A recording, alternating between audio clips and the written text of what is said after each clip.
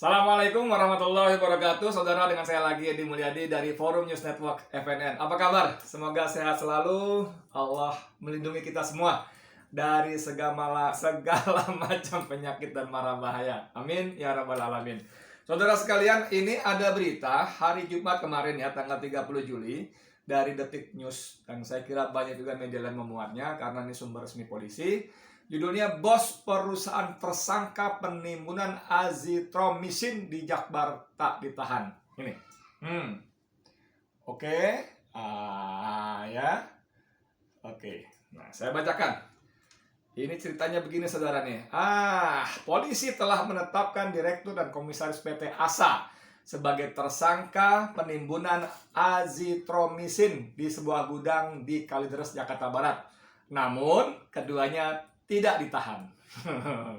Oke, ada sejumlah alasan tidak dilakukan penahanan kepada kedua tersangka. Polisi menilai kedua tersangka ini bersikap kooperatif. Sampai saat ini pemeriksaannya berjalan kooperatif, menaati proses hukum. Oke, saudara sekalian. Jadi nggak usah panjang-panjang, saya sampai situ aja. Jadi Anda bisa bayangkan, obat ini dipercaya sebagai obat untuk penderita COVID. Artinya penting ya. Apalagi dalam konteks upaya pemerintah yang bersungguh-sungguh itu. Jangan ledekin saya kalau saya ngomong begitu ya. Bersungguh-sungguh loh. Serius, pemerintah itu sungguh-sungguh mengatasi COVID sampai Luhut Binsar Panjaitan, super menteri yang gagah perkasa dan selalu arogan itu pun mengatakan, kalian tidak tahu bagaimana sulitnya mengatasi kondisi ini, gitu kan. Beberapa hari sebelumnya kondisinya sangat-sangat terkendali. Kalau ada orang yang mengatakan tidak terkendali, datang ke saya, akan saya tunjukkan ke mukanya data-datanya, kan gitu kan. Beberapa hari kemudian dimatakan varian Delta sungguh sangat sulit mengatasi. Dan secara singkat, Susi Pujiastuti, mantan menteri kelautan perikanan itu, berkomentar dalam Twitternya, katanya kemarin bilang katanya terkendali. Jadi sungguh-sungguh, saudara, pemerintah sungguh-sungguh sekali. Persoalan sungguh-sungguhnya di mana ya, monggo Kersop misalnya di level bawah sungguh-sungguh mengobrak-abrik pedagang kaki lima, yaitu sungguh-sungguh juga ya. Atau menyemprot para pedagang dengan water cannon, yang saya nggak tahu apa water cannon itu dulu diciptakan, dibuat oleh penciptanya, oleh pembuatnya untuk menyemprot pedagang PKL, saya nggak tahu juga tuh ya. Yang saya tahu, mungkin yang saya tahu pastinya adalah mungkin dibuat untuk menyemprot demonstran. Nah, itu masuk akal. Aksi mahasiswa kayak buruh, kayak aktivis, kayak siapa kayak, itu masuk akal. Tapi kalau water cannon digunakan untuk menyemprot pedagang kaki lima, dagangan segala macam, itu mungkin baru di Indonesia ya. Mungkin ya, saya kuper. Oke, saudara, saya lanjut lagi ya. Jadi ini yang dilakukan oleh PT ASA ini benar-benar bertabrakan, kontraproduktif, merugikan bukan cuma negara tapi rakyat Indonesia, karena dia menimbun dari sebuah perusahaan di Semarang katanya supaya bisa dijual di atas harga eceran tertinggi. Artinya ujung-ujungnya duit lagi. Mereka ingin memperoleh rezeki, memperoleh uang dengan cara yang menyusahkan rakyat Indonesia. Tapi gitu kan, tapi mereka tidak ditahan dengan dalih kooperatif. Nah, padahal kita tahu bahwa kelangsungan kasus kelangkaan obat COVID ini dan tabung oksigen juga, itu yang dimainkan oleh para mafia itu bisa menimbulkan dan telah menimbulkan banyaknya korban sakit yang meninggal dunia, tapi tidak satupun yang diproses secara hukum. Dalam arti maksud saya, tersangkanya diproses, ditahan dengan dalih mereka kooperatif. Saudara sekalian, saya ingin kembali bicara bagaimana hukum di negeri ini benar-benar terserah penguasa. Betul-betul terserah pengusaha, suka-suka gue. Kalau kata Profesor Suteki, SSK, suka-suka kami ya. Kami itu kami penguasanya. Jadi walaupun dalam penanganan perkara kejahatan, polisi itu ada sebenarnya penyidik itu punya hak subjektivitas. Tidak terpengaruh oleh perintah atasan dan sebagainya. Itu maksud saya teorinya ya. Jadi atas subjektivitas penyidik boleh menahan atau tidak menahan tersangka kalau dinilai yang bersangkutan kooperatif, tidak melarikan diri, dan tidak menghilangkan barang bukti. Dalam konteks ini, Direktur Utama dan Komisaris PT ASA yang menimbun zat tadi, obat tadi, azitromisin tadi, dinilai kooperatif. Saudara sekalian, ini terjadi karena ada penggerebekan. Karena kecurigaan aparat digerebek dan ditemukan. Oke? Dan ketika diperiksa kooperatif. Anda tahu ada peristiwa tanggal 12 Juni ya kalau nggak salah. 12 Desember. Ada seorang laki-laki bersorban putih, pakai gamis putih, pakai celana putih, pokoknya serba putih, pakai sorban putih, datang ke Polda Metro Jaya untuk memenuhi panggilan sebagai saksi. Untuk memenuhi panggilan sebagai saksi yang sebelumnya tanggal 7 Desember, beberapa hari sebelumnya, ada 6 anak buahnya, pengawalnya, laskar yang mengawal beliau, ditembak mati, dibantai oleh aparat negara. Aparatur negara ini adalah polisi. Seperti diakui Kapolda Metro Jaya Fadil Imron. Dan Anda tahu saudara, saya beberapa kali diperiksa polisi. Tentu bukan kasus kriminal, maaf ya. bukan. Saya diperiksa polisi beberapa kali. Dulu tahun 2000-an, 2008, 2009 kalau nggak salah, saya diperiksa polisi karena demo penolakan BBM. gitu ya. BBM, saya termasuk yang diperiksa polisi, dipanggil secara khusus, diperiksa. Oke, waktu itu 2 hari dari jam 10 pagi sampai jam 11 malam, pulang besoknya begitu lagi. Kemudian saya juga diperiksa polisi pada kasus ketika saya jadi Korlap, koordinator lapangan aksi menolak RUU HIP, haluan ideologi Pancasila di depan DPR, yang kemudian berakhir dengan pembakaran bendera PKI dan bendera PDIP. Oke? 2 hari juga. 2 hari, pagi jam 10 juga sampai jam 11 malam. Senin itu, Rabunya begitu juga. 2 hari. Kemudian yang terakhir, saya juga diperiksa pada kasus liputan saya di kilometer 50. Masih ingat? Yang legendaris itu. Kilometer 50 Jalan Tol Jakarta Cikampek. Tapi itu siang, cuma sebentar, 7 jam, kurang lebih jam 2 sampai jam 9 malam. Jam 2 siang sampai jam 9 malam. Saya tahu bagaimana diperiksa polisi. Di awal-awal itu diperiksa, itu hal-hal yang masih belum substantif. Ya, masih pendahuluan, ditanya apa. Pertama tentu saja, Anda sehat, Anda bersedia diperiksa, bla bla bla bla, Anda tahu diperiksa kenapa dan sebagainya. Itu masih hal-hal yang belum substantif. Kalau waktunya cukup, 1 hari itu mulai sore baru mulai masuk substansinya. Kalau waktunya nggak cukup, besok. Saya pada waktu HIP itu masuk substansi itu hari kedua dan itu menjelang sore. Anda bisa bayangkan? Nah ini, kembali ke kasus tadi, bagaimana seorang laki-laki bersorban putih, bergamis putih, semua yang serba putih itu datang dengan niat baik. Itu dalam bahasa penyelidikan namanya kooperatif. Dengan niat baik dan kooperatif, mau bekerja sama mendatangi panggilan walaupun dia sudah dikejar-kejar, diintai dan diintercept rombongannya, membahayakan keselamatan dia dan anak cucunya, keluarganya, dan berakhir dengan terbunuhnya 6 anggota pengawalnya. Dia datang dengan niat baik. Tapi Anda tahu apa yang terjadi, saudara? Begitu keluar malam hari dari pintu Polda, dia sudah memakai baju oranye dan dia sudah diborgol. Jadi tersangka dan ditahan. Dia kooperatif, saudara. Datang ke Kapolda, Mapolda, markas Polda itu kooperatif. Tapi ditahan. Padahal dia tidak merugikan siapapun juga. Tidak merugikan satu manusia pun di Indonesia. Tidak merugikan. Tidak mengambil uang negara, tidak mengambil uang rakyat 1 rupiah pun. Tidak merugikan siapapun juga. Justru dia yang dirugikan, dizalimi. Dia ditangkap, ditahan. Dia bernama Habib Rizik Syihab. Ini ada orang, pengusaha, menimbun obat untuk mengobati COVID, azitromisin, yang menyebabkan karena kelangkaan obat itu korban meninggal dunia. Ada korbannya meninggal dunia. Dan kalau kita baca angka-angka yang disampaikan oleh para penguasa kita, angka-angkanya sungguh-sungguh sangat mengerikan. 1 hari bisa puluhan ribu orang yang terpapar COVID. 1 hari bisa sampai 1000 lebih yang meninggal karena COVID.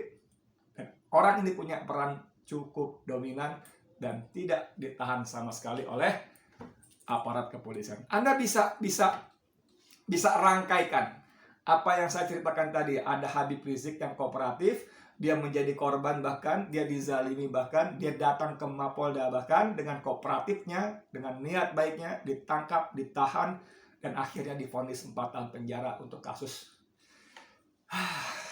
swab di Rumah Sakit Umi. Tapi ini ada pengusaha tanpa menyebut etnisnya yang kita sudah tahu siapa, ya kan? Dia tidak ditahan, saudara. Ini kan satu bukti lagi bagaimana hukum betul-betul terserah penguasa. Saya tidak ingin mengatakan di sini ada bau uang. Tidak ingin begitu. Kalau tanpa bukti kan saya dibilang menuduh, memfitnah. Walaupun kita bisa menduganya, baru sebatas menduga karena begitu banyak praktik-praktik seperti ini, ya kan? Jadi jangan bicara soal semua warga negara setara di depan hukum, equality before the law. Itu belgedes, itu bohong besar. Bohong besar. Anda punya uang, Anda bisa membeli hukum. Anda punya kuasa, Anda bisa membeli hukum. Anda tahu seorang Harun Masiku? Harun Masiku baru kemarin diterbitkan red notice, saudara. Red notice kepada polisi internasional. Ini buronan internasional. Gila nggak? Sudah 500 sekian hari, sekarang udah 600 hari, menjelang 600 hari, sudah hampir 2 tahun. Orang ini hilang, dan baru kemarin diterbitkan red notice. Dahsyat nggak? Apa susahnya mencari seorang Harun Masiku? Apa susahnya? Kalau ada peristiwa yang katanya konon katanya teroris, dalam tempo hitungan jam bisa ditelusuri sampai ke jaringan, ke Jawa Tengah, ke Poso, kemana-kemana. Bisa diketahui dan ditangkap orangnya, bahkan dibunuh di tempat dengan dalih mau melawan katanya. Nah, ini dia teman-teman wartawan selalu begitu, menulis apa saja yang dikatakan oleh polisian. Hukum terserah penguasa. Kalau Anda punya uang banyak, Anda bisa beli hukum. Anda bisa beli hukum. Sorry, itu fakta di lapangan, fakta yang terjadi begitu.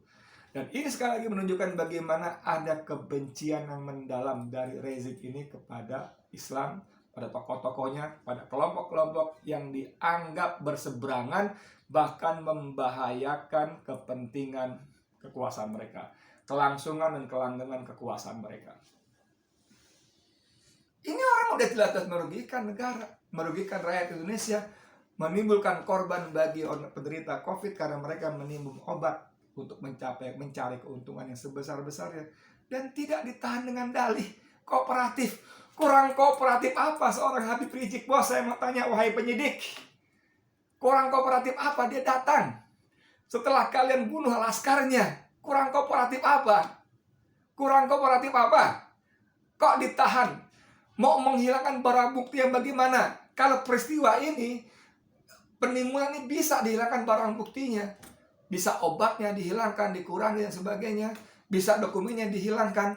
Kalau pada kasus Habib Rizik, apa yang mau dihilangkan barang buktinya? Orang dia justru korban. Melarikan diri kemana? Orang dia justru mendatangi Mapolda. Kalau orang tidak punya niat baik, orang melarikan diri bukan mendatangi Mapolda, bos. Mereka pergi, ngabur, ngacir. Ini tidak memenuhi unsur dia akan melarikan diri. Tidak memenuhi unsur bahwa dia akan mengulangi perbuatannya. Tidak memenuhi unsur bahwa dia tidak kooperatif. Sungguh-sungguh sangat kooperatif, bos. Tapi kalian menahan, memenjarakannya, menyidangnya, dan memberinya vonis yang jauh-jauh dari asas keadilan, bahkan bertentangan dengan akal sehat. Bagaimana mungkin masuk akal sehat kalau orang mengatakan, iya saya sehat, alhamdulillah, kemudian dihukum 4 tahun penjara? Dengan dalih itu adalah kebohongan. Berapa banyak pejabat kita yang menyebarkan kebohongan? Berapa banyak? Kenapa itu tidak ditangkap Fadil Imran ketika berkata kepada wartawan ada 10 anggota Laskar, 6 ditembak mati, diambil tindakan tegas dan terukur, 4 melarikan diri. Ini kan kebohongan. Kebohongan. Dari mana ada 10 orang? Dari mana ada 10 orang? Satu mobil minibus itu. Bagaimana 4 orang itu bisa melarikan diri?